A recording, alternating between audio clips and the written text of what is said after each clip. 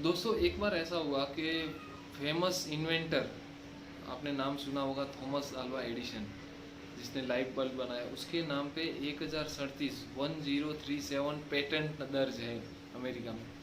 तो वो बहुत बड़ा साइंटिस्ट था। तो एक दिन अपनी अलमारियों में खोज रहा था, तो उसके हाथ में एक चिट्ठी आई और वो चिट्ठी देखा, बहुत जुनी पुरानी चिट्ठी थी। वो देखते ही वो रोने लगा। तो सब आसपास वालों ने बोला कि कभी तो थॉमस एडिसन कभी भी इमोशनल नहीं होता, बहुत बिजनेसमैन था और बहुत होशियार आदमी था। रोने लगा और वो चिट्ठी को देखने के रोने लगा। तो दूसरे दोस्तों ने पूछा कि क्या हुआ एडिसन, क्या हो गया, क्या लिखा है इस चिट्ठी में।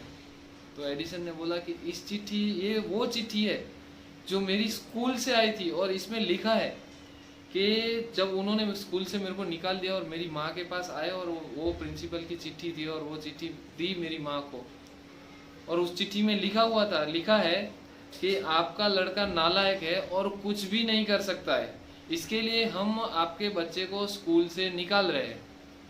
लेकिन मेरी माँ ने वो चिट्ठी देखते ही रोने लगी।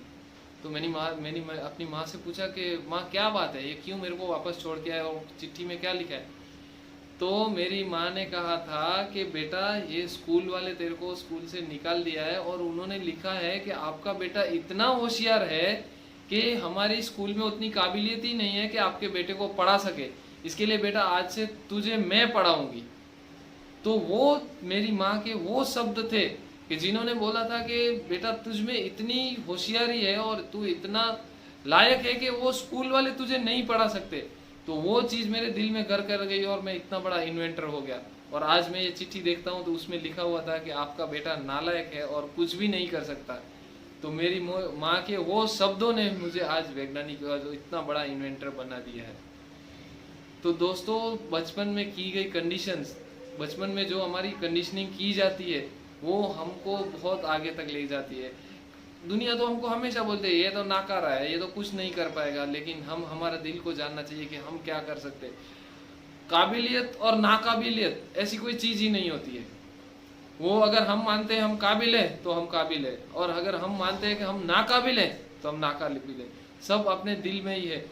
तो पुराणों में कहा गया है कि यथा दृष्टि तथा सृष्टि, जैसी आपकी दृष्टि, जो आप जैसी आप सोच रखते हैं, जैसी दृष्टि है, वैसे ही आपके लिए वैसी दुनिया है।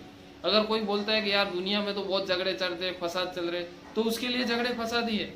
कोई बोलेगा कि दुनिया में तो बहुत खुशी है, बहुत खूबसूरती है, तो उसके लिए हमेशा खूबसूरती है। तो जैसी दुनिया आपको दिखती है, आपके लिए वो दुनिया वैसी ही है। यथा दृष्टि तथा सृष्टि।